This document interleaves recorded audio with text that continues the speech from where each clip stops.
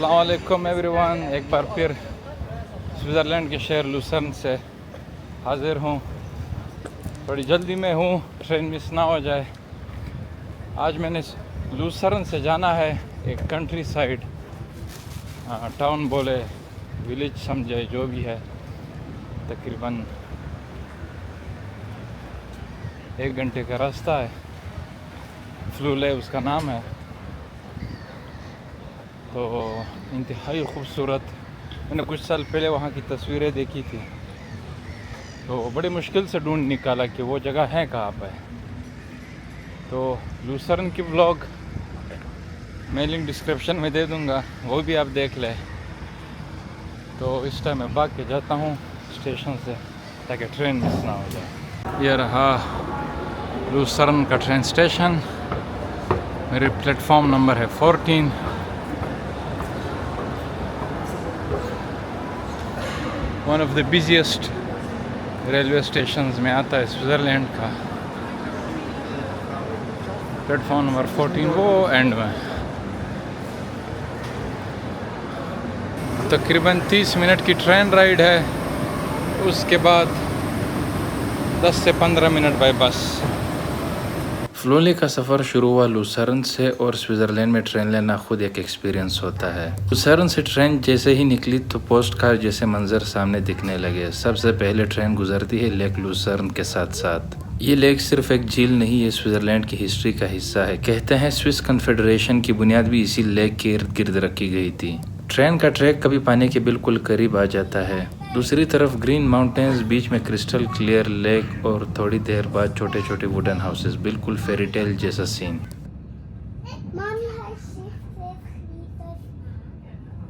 लगभग आधे घंटे से भी कम वक्त में हम पहुंच गए ज़ेक्सन।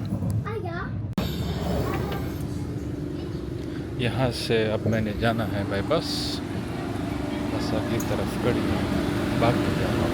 यह स्टेशन लेक सर्नन के किनारे आबाद है, जहाँ से बाहर मैंने निकलकर बस ली।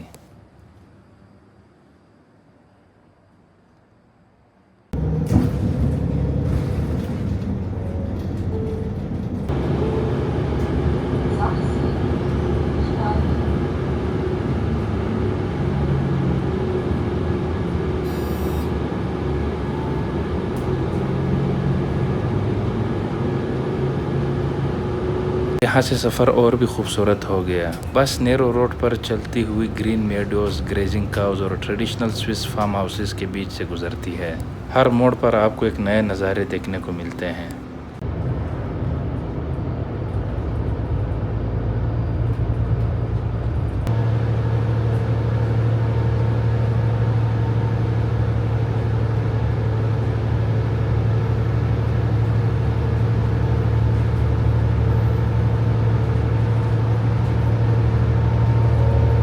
और फिर थोड़ी सी चौड़ाई के बाद मैं पहुंच गया फ्लोले, एक ऐसी जगह जहां सिर्फ खामोशी नहीं बल्कि सुकून महसूस होता है।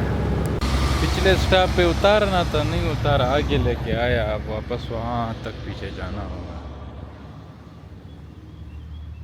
क्या करे बंदा।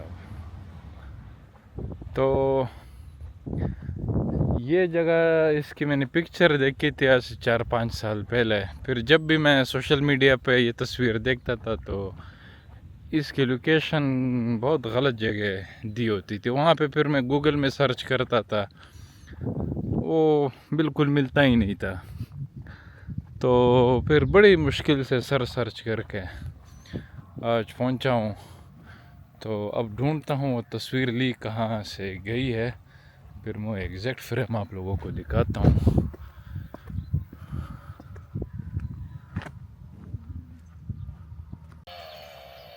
एग्जैक्ट मुझे ये व्यू चाहिए थी।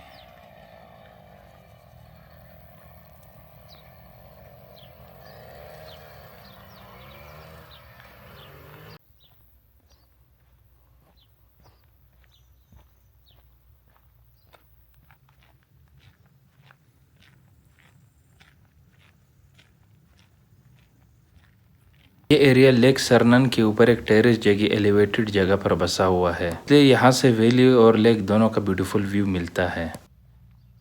ये जगह मास टूरिज्म स्पॉट नहीं, इसलिए यहाँ आपको इंटरलेकन या लूसर्न जैसे रश नहीं मिलेगा। यहाँ का चार्म ही इसकी पीसफुल और अनटच्ड फील है।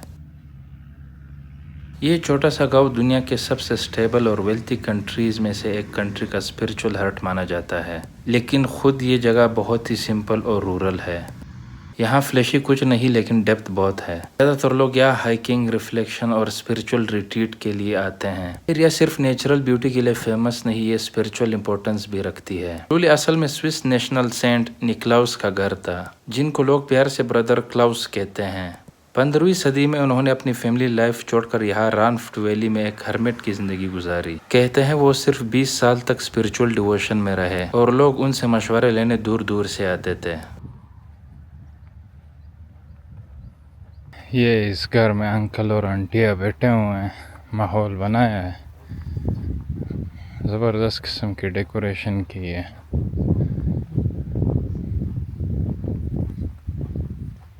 मैं वीडियो बना रहा था, अंकल ने खिड़की से कहा कि इट्स टू गुड, वो ऊपर वाली खिड़की से। मैंने कहा बहुत ज़बरदस्त, बड़ा खर्चा किया अंकल ने।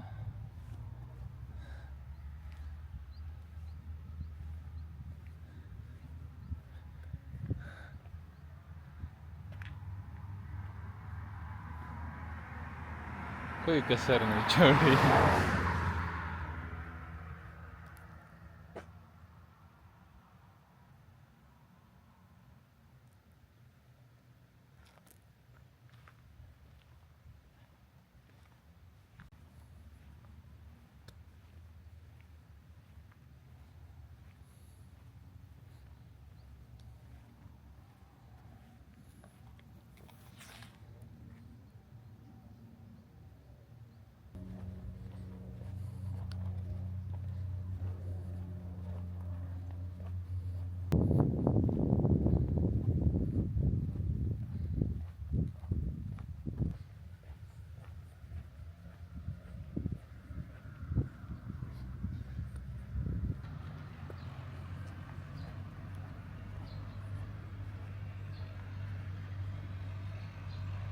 यहाँ रास्ते में एक वुडन ब्रिज आती है, टॉप भी कवर है।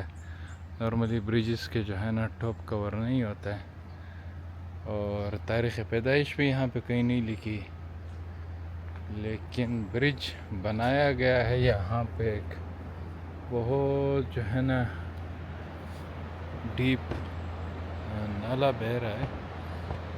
मुझे तो नेकेड आई से दिख रहा है, पता नहीं कैमरे में आ जाए नहीं, लेकिन डेप्थ बहुत ज़्यादा है। विड्थ कम है, डेप्थ बहुत ज़्यादा है। तो उसके ऊपर ये वुडन ब्रिज बनाया गया है, कनेक्टिविटी दोनों तरफ से हो रही है।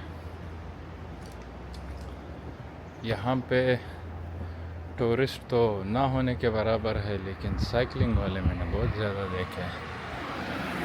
तो यहाँ से होते हुए यू जिग जिग करके यू, फिर वो करते करते टॉप तक जाते हैं।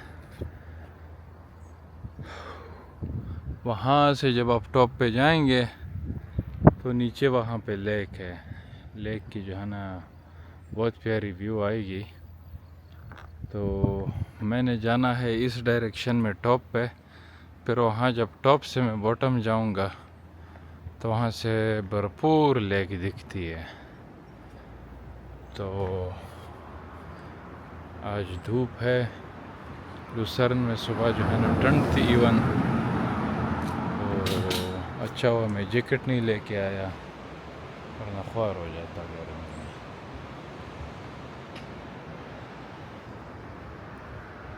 में। ब्रिज से वापस मुड़ते हुए मैं ऊपर की तरफ चढ़ा, जहाँ हिल के टॉप पर एक खूबसूरत चर्च नज़र आता है। ऊपर तक वॉक ज़्यादा लंबी नहीं, लेकिन व्यूज़ हॉनेस्टली प्राइसलेस है।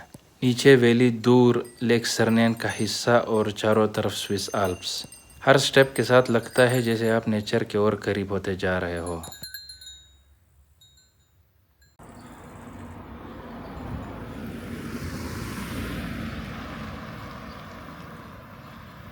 मैं थोड़ा सा टॉप पे आया, यहाँ से देखिए बड़ी ज़बरदस्त किस्म की व्यू लेक की।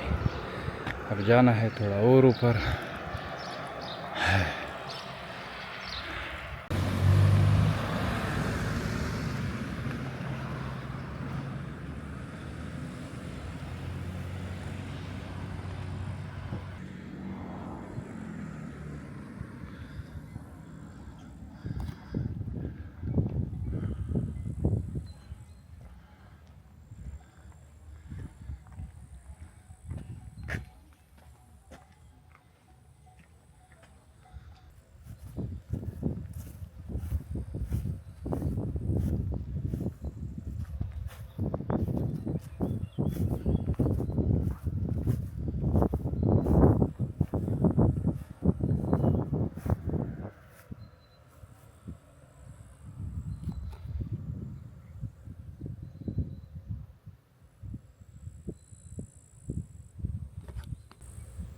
यहाँ एक होटल है, होटल की बैक साइड पे एक इन्होंने सीटिंग अरेंजमेंट की है।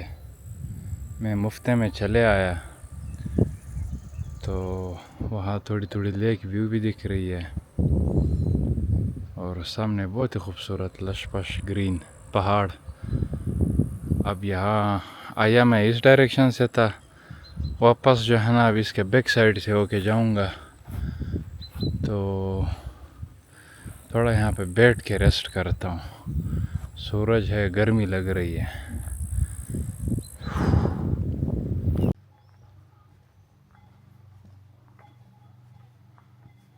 चर्च खुद बहुत सिंपल है और पीसफुल डिज़ाइन का है। यहाँ कोई और डेकोरेशन नहीं।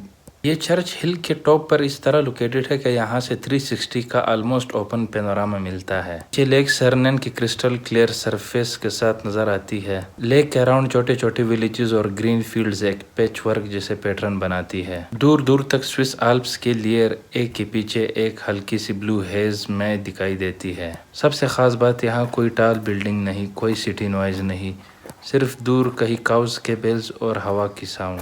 गोल्डन आवर्स में स्पेशली सनसेट के वक्त पूरी वैली वार्म ऑरेंज और पिंक टोन्स में कन्वर्ट हो जाती है। उस वक्त लेक सरनेन का पानी कॉपर जैसे शाइन करता है और जब हल्की सी फॉग वैली में हो तो चर्च ऐसा लगता है जैसे क्लाउड के ऊपर खड़ा हो। ये एक पीसफुल ऑब्जर्वेशन पॉइंट है जहाँ खड़े होकर इंसान नेचुरली स्लो हो जाता है। वो शुरू में जो मैंने चर्च दिखाई थी टॉप ऑफ द माउंटेन, वो ये है। मैं ऊपर चढ़ के आ गया हूँ।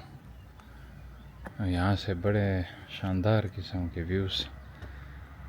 पहले मैंने वो रोड के एंड से जो है ना वीडियो बनाई थी। यहाँ पे प्यारी बेंच बैठ के ज़बरदस्त किस्म के व्यूज़ आप देख सकते हैं। एनर्जी काफ़ी लो है। अब यहाँ मैं इस रोड के डायरेक्शन से जाऊँगा। अब यहाँ सामने दरख्त है तो उसके उस पार जब मैं नीचे जाऊँगा तो होपफुली लेक्स के जो है ना खूबसूरत व्यू आएंगे। लूसर्न जहाँ से मैं आया हूँ वो इस डायरेक्शन में। चलते हैं वापस नीचे।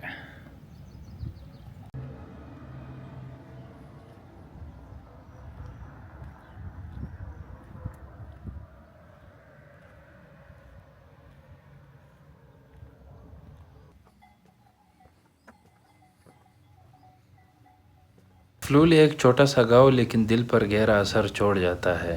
यहाँ आकर समझ आती है कि कभी कभी सबसे खूबसूरत जगह वो होती है जहाँ शोर नहीं होता, सिर्फ सुकून होता है।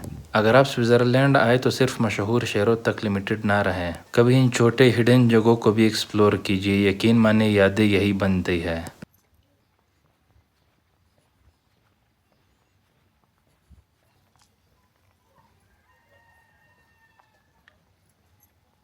आज के लिए इतना ही। अगले व्लॉग में मिलते हैं स्विट्ज़रलैंड के खूबसूरत शहर ज्यूरिख से।